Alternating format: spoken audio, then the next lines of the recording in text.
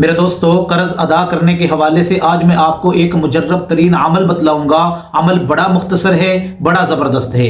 اگر اس عمل کو آپ چند دن کر لیں، انشاءاللہ تعالی آپ کا جتنا بھی قرضہ ہے اللہ تبارک و تعالی اس کو ادا فرما دیں گے۔ پہاڑوں کے برابر بھی قرضہ ہوا، انشاءاللہ تعالی اس قرضے کو بھی اللہ تبارک و تعالی ادا کرنے کے اسباب پیدا فرما دیں گے۔ اب آپ نے عمل کون سا کرنا ہے وہ میں آپ کو بتلاتا ہوں۔ کتابوں میں ایک واقعہ لکھا ہے کہ ایک دوست نے اپنے دوست سے قرض لے لیا۔ اب وقت مقرر ہو گیا کہ فلاں وقت آپ نے یہ قرض مجھے ادا کرنا ہے، تو اب اس نے بڑی کوشش کی کہ اس وقت پر اس کو قرض لوٹا دے، لیکن وہ دوست بیچارہ غریب تھا، بڑی کوشش کرنے کے باوجود اس قرض کو ادا نہ کر سکا۔ تو وہ جو دوست تھا اس سے بار بار مطالبہ کرنے لگا، اور آپ کو پتہ ہے کہ جب معاملات اس طرح ہو جائیں تو پھر تعلقات ٹوٹ جاتے ہیں۔ اب اس آدمی نے اس کے بارے میں عدالت میں کیس کر دیا، تو عدالت کے اندر جج نے اس دوست کو بلا لیا جس نے قرض لیا تھا، اور اس نے 1 مہینے کی اس کو مہلت دی کہ اگر تم نے 1 مہینے کے اندر اندر اس کو قرض ادا نہ کیا تو عدالت کی طرف سے آپ کو سزا ہو جائے گی۔ اب یہ بیچارہ دوست جو تھا یہ غریب تھا، اس کے پاس تو اتنا مال نہیں تھا کہ اس کا قرض ادا کر سکے۔ بڑی کوشش کی لیکن قرض ادا نہ کر سکا، تو یہ رات کو جب بھی عشاء کی نماز پڑھ کے بستر پہ لیٹتا تو درود پاک پڑھنا شروع کر دیتا۔ اتنا درود پڑھتا کہ درود پڑھتے پڑھتے اس کی آنکھ لگ جاتی۔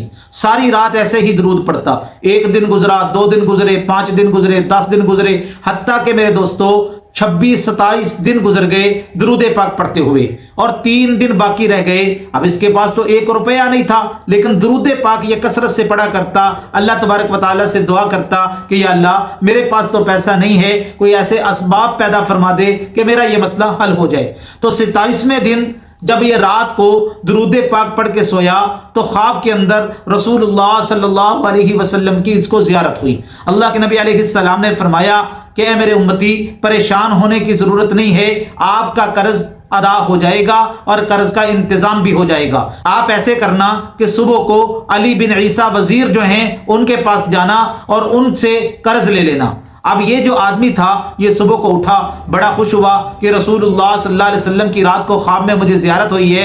اب یہ جب جانے لگا تو اس کے دل کے اندر خیال آیا کہ ٹھیک ہے، میں اس کو جا کے کہوں گا کہ خواب کے اندر اللہ کے نبی علیہ السلام کی مجھے زیارت ہوئی ہے اور اللہ کے نبی نے مجھے بھیجا ہے کہ علی بن عیسیٰ وزیر سے 3000 پیسے لے کے اس کا قرض ادا کر دیا جائے۔ لیکن سوال یہ پیدا ہوتا ہے، وہ مجھ سے پروف مانگے گا، کوئی دلیل مانگے گا کہ مجھے کیسے پتا چلے کہ اللہ کے نبی نے آپ کو بھیجا ہے۔ اب یہ رک گیا، تو پھر رات کو عشاء کی نماز پڑھ کے جب دوبارہ سویا تو رسول اللہ صلی اللہ علیہ وسلم کی خواب کے اندر پھر زیارت ہوئی۔ فرمایا کہ تم گئے نہیں؟ کہا یا رسول اللہ صلی اللہ علیہ وسلم، میرے دل کے اندر خیال آیا جب میں آپ کا نام ان کو لوں گا اور میں کہوں گا اللہ کے نبی نے مجھے بھیجا ہے، رات کو خواب میں حضور علیہ السلام آئے تھے، تو وہ مجھ سے دلیل مانگے گا، کوئی پروف مانگے گا کہ کیسے میں یقین کروں کہ اللہ کے نبی نے ہی آپ کو بھیجا ہے، تو میرے پاس تو کوئی پروف نہیں تھا، میں کیسے اس کو یقین دلاؤں گا؟ تو اللہ کے نبی علیہ السلام نے فرمایا کہ تم ان کو جا کے یہ کہنا کہ ایک ایسا راز ہے میرے پاس جس کو تم جانتے ہو یا تمہارا رب جانتا ہے، اس راز کو اس کے سامنے ظاہر کر دینا۔ وہ راز یہ ہے کہ وہ روزانہ فجر کی نماز کے بعد 5000 مرتبہ میرے اوپر درود پاک پڑھ کے پھر باقی کام کے لیے دربار میں جاتے ہیں۔ جب تک 5000 درود پاک مکمل نہ ہو جائے وہ کسی سے بات نہیں کرتے، یہ صرف ان کو پتہ ہے یا ان کے رب کو پتہ ہے۔ اب اس کو پروف بھی مل گیا، یہ صبح کو اٹھا، علی بن عیسیٰ وزیر کے پاس گیا اور اس کو ساری بات سنائی۔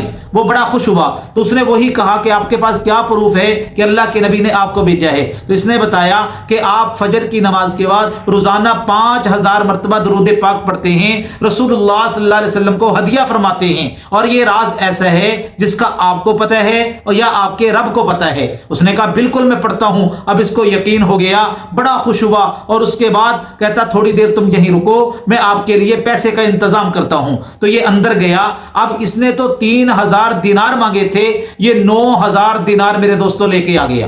اب 9000 دینار کیوں لایا؟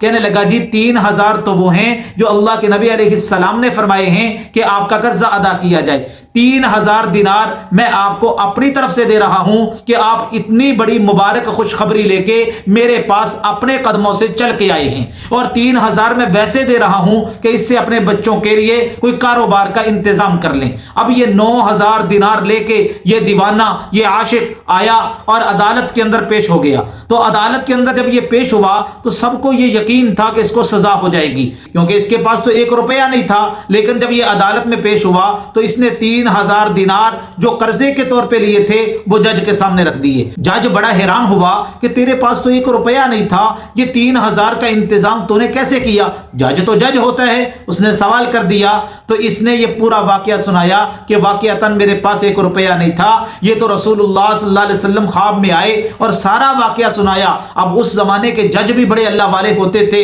وہ اٹھا اور اپنے کمرے میں گیا اور 3000 دینار اپنی طرف سے لایا، کہنے لگا دیکھو یہ نہیں ہو سکتا کہ وہ علی بن عیسیٰ جو ہیں وزیر، وہی سارا ثواب لے جائیں اور میں محروم ہو جاؤں۔ یہ 3000 دینار میں قرضے کے طور پہ آپ کے ادا کرتا ہوں تاکہ میرا بھی حصہ شامل ہو جائے۔ اب جب جس نے قرض دیا تھا، جب اس نے یہ سارا منظر دیکھا تو اس نے دیکھ کے سوچا کہ دیکھو میں بھی تو اللہ کے نبی کا امتی ہوں، میں اس سے جو 3000 لینے ہیں ان کو معاف کرتا ہوں۔ اب اندازہ لگائیں کہ یہ وہ بندہ ہے جو 1 رات پہلے اس کے پاس 1 روپیہ نہیں تھا، اب میرے دوستو یہ 12000 دینار لے کے گھر کو لوٹ رہا ہے۔ تو جب انسان اللہ پہ بھروسہ کرتا ہے، اللہ پہ یقین کرتا ہے، اللہ تبارک و تعالیٰ اس کے قرض سے نکلنے کے راستے آسان فرما دیتے ہیں۔ تو اگر کسی نے قرض دینا ہو تو وہ درود پاک کثرت سے پڑھنا شروع کرے، اللہ پاک اس کے قرض سے نکلنے کے اسباب پیدا فرما دیں گے۔ اور بہترین ایک اور وظیفہ یہ بھی یاد رکھ لیں کہ آپ صبح فجر کی نماز کے بعد یا باسطو یا قادرو 100 مرتبہ روزانہ پڑھیں، چاند دن پڑھیں، انشاءاللہ تعالی اللہ تبارک و تعالی آپ کے قرض کے جتنے بھی مسائل ہیں ان کو حل فرما دیں گے اور اس سے نکلنے کے راستے آسان فرما دیں گے۔ اللہ تبارک و تعالی ان باتوں پر عمل کرنے کی توفیق عطا فرمائے۔